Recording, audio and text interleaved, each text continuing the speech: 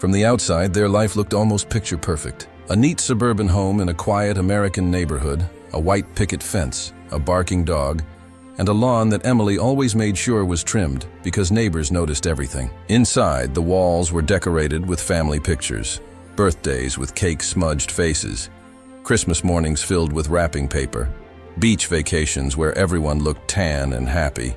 To anyone who passed by, it looked like a family that had everything: stability, love, and comfort. But pictures only show smiles. They don't capture silence. They don't capture distance. They don't capture the nights when Emily sat alone at the kitchen table, staring at the clock, wondering when her teenage son Daniel had stopped looking at her like she was his safe place. Daniel had always been her talkative child. When he was little, he filled the house with endless chatter about dinosaurs, superheroes, and inventions he wanted to create. He used to beg for one more story at bedtime, his little hands clutching hers as if letting go would mean losing the world. But somewhere between middle school and high school, the boy who once lived in her arms began shutting his door and shutting her out. He still lived under the same roof, but sometimes Emily felt like he was a million miles away. At dinner, his answers grew shorter. "How was school?" she asked. "Fine," he mumbled. "Do you have homework?" She tried again. "Done," he replied without looking up. Even when she suggested watching a movie, his shrug and "not really" left her heart sinking. At first, she brushed it off. Teenagers pulled away, she reminded herself. It was normal. But it wasn't just the silence, it was the little things. His once bright eyes now looked heavy and dim, like the spark inside him had been smothered. Meals went untouched. His grades, once steady, slipped as math tests went missing and essays were left undone. Some nights she passed his room at 2 in the morning and saw the glow of his phone under the door, his face lit in blue light. Teachers began noticing too. They told Emily he seemed distracted, tired, not himself. She smiled tightly and said he was just busy, just going through teen stuff. But late at night, lying awake in the dark, Emily's heart told her a scarier truth. Something was deeply wrong. One evening, while folding laundry, Emily picked up Daniel's hoodie. A crumpled paper fell out of the pocket. At first, she thought it was just another homework assignment. But when she unfolded it, her knees buckled. In Daniel's handwriting were words that shattered her world. "I feel invisible. Nobody cares about me. Some days I just don't want to wake up tomorrow." Emily sat frozen, tears blurring her vision. Invisible? Didn't care? Didn't want to wake up? The words wrapped around her throat like a vice.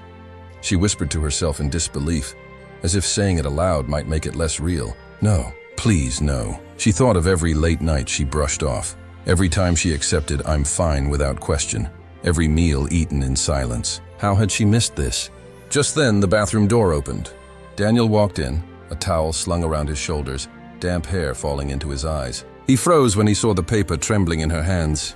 His eyes widened, then hardened. "You went through my stuff?" His voice cracked with anger. Emily's tears spilled over as she whispered, "Yes. Yes, I did. And I'm glad I did.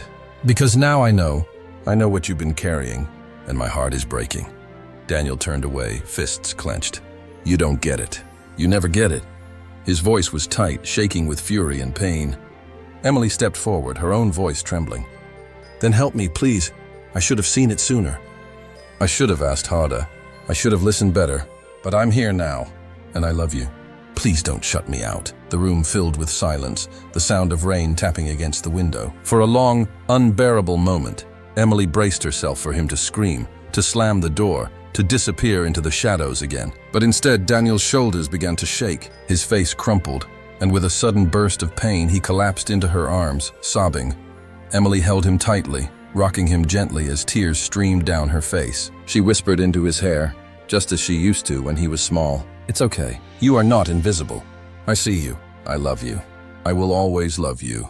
And for the first time in what felt like years, she felt him hold her back. That night, they sat together for hours. Daniel's words came out broken, halting, filled with shame and fear. He admitted that he felt like a burden, that no matter what he did, he never felt good enough. He confessed that some nights, he thought the world would be better off without him. Every sentence shattered Emily's heart into smaller pieces, but she didn't stop him. She didn't interrupt with quick fixes or tell him to be strong. She didn't say, "Don't be silly." She simply listened. For the first time in years, she truly listened. The days that followed were not easy. Healing never is. Daniel didn't suddenly become happy again.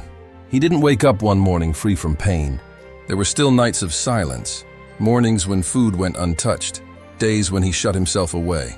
But there were also moments, small, fragile victories that gave Emily hope.